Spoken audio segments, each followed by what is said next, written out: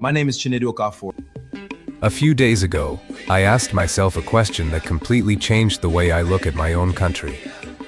Who actually created Nigeria? Not who became our first president. Not who fought for independence. But who brought all these different peoples together and decided they would become one country? I thought the answer would be simple. I was wrong. The more I researched, the more unbelievable the story became. I spent days reading history books, studying old colonial records, comparing maps, watching documentaries, and digging through historical archives. And what I found surprised me at almost every turn. But nothing shocked me more than what happened in 1914. We'll get to that in a moment. Because to understand how Nigeria was created, we first have to go back to a time when Nigeria didn't even exist. Long before anyone called this place Nigeria, it was already home to some of Africa's greatest civilizations.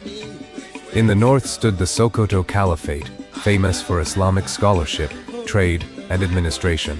In the southwest, the Yoruba kingdoms of Ife and Oyo had developed sophisticated governments, magnificent art, and royal traditions that stretched back for centuries. The Kingdom of Benin amazed the world with bronze masterpieces that are still displayed in museums today. And across much of the southeast, many Igbo communities governed themselves through councils and assemblies rather than centralized kings, proving that leadership could take many different forms. The more I read, the more one thing became obvious. This wasn't one nation. It was a land filled with many different peoples, languages, cultures, beliefs, and systems of government. So how did all of these become one country? That's where the story takes an unexpected turn. As I dug deeper, I came across something called the Berlin Conference. At first, it sounded like an ordinary political meeting. It wasn't. Between 1884 and 1885, powerful European nations gathered in Berlin, Germany, to divide large parts of Africa among themselves. Then I discovered something that stopped me in my tracks. Not a single African leader was invited. Imagine strangers sitting thousands of kilometers away, drawing boundaries that would affect millions of lives for generations. Britain eventually claimed control over the territory surrounding the river Niger. At first, much of the area was controlled through the Royal Niger Company before the British government assumed direct colonial administration. Just when I thought I understood the story, another surprising discovery appeared. I had always assumed Nigerians named Nigeria. We didn't.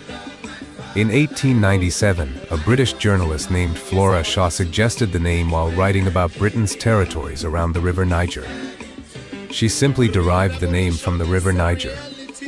Years later, she married Frederick Lugard, the colonial administrator whose name would become permanently connected to Nigeria's history. At that point, I thought I had reached the biggest revelation. I hadn't, because what happened next would shape the future of millions of people. For years, Britain governed northern Nigeria and southern Nigeria as two completely separate territories.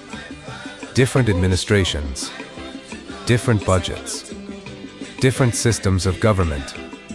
Then came January 1st, 1914. One document, one signature, one decision. Governor General Lord Frederick Lugard merged the Northern and Southern Protectorates into a single colony called Nigeria. I paused when I read that. Could one signature really change history that much? So I kept reading. According to many historians, the primary motivation wasn't to create national unity. It was largely administrative and financial. The Northern Protectorate depended heavily on British funding, while the Southern Protectorate generated more revenue. Bringing both together made colonial administration easier and less expensive. Think about what that meant. Hundreds of ethnic groups, hundreds of languages, different religions, different cultures, all placed under one colonial administration almost overnight. Whether anyone imagined the long-term consequences or not, the Nigeria we know today began taking shape from that moment. But the people living here didn't simply accept everything forever. In fact, this is where another chapter of the story begins. As the years passed, Nigerians increasingly demanded something Britain had never intended to give away easily. The right to govern themselves. Students organized. Journalists challenged colonial authority. Labor unions mobilized workers. Traditional rulers added their voices. Political movements spread across the country. Then leaders like Herbert Macaulay, Nnamdi Azikiwe, Obafemi Awolowo, Ahmadu Bello, Tafawa Balewa, and many others inspired millions to believe that self-government was possible. After decades of negotiations, political organizing, constitutional reforms, and determined advocacy, the moment finally arrived. October 1st, 1960. The Union Jack was lowered. For the first time, Nigeria's green-white-green flag rose into the sky. An entirely new chapter had begun. But even that wasn't the end. 3 years later, on October 1st, 1963, Nigeria became a federal republic, completing another major step in taking full control of its own government. When I finally closed my books and looked back over everything I had learned, I realized something that stayed with me. Nigeria wasn't born in a single day. Its story stretches across powerful African kingdoms, colonial ambitions, political negotiations, courageous struggles, and the determination of generations who believed this country could govern itself. It's a complicated history. Sometimes painful. Sometimes inspiring. But it is our history. Whether you're Igbo, Yoruba, Hausa, Ijaw, Tiv, Kanuri, Efik, Ibibio, or from any of Nigeria's many other ethnic groups, this story belongs to all of us. Because understanding where we came from gives us a better chance of deciding where we're going. Now I'd love to hear from you. What part of this story surprised you the most? Tell me in the comments. And while you're there, let me know which state, or which country, you're watching from.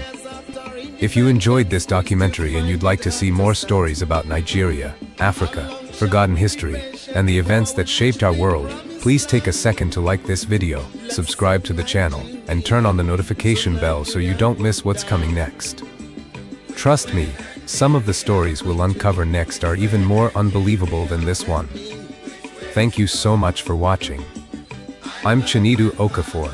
Until next time, stay curious, keep learning, and may God bless the Federal Republic of Nigeria.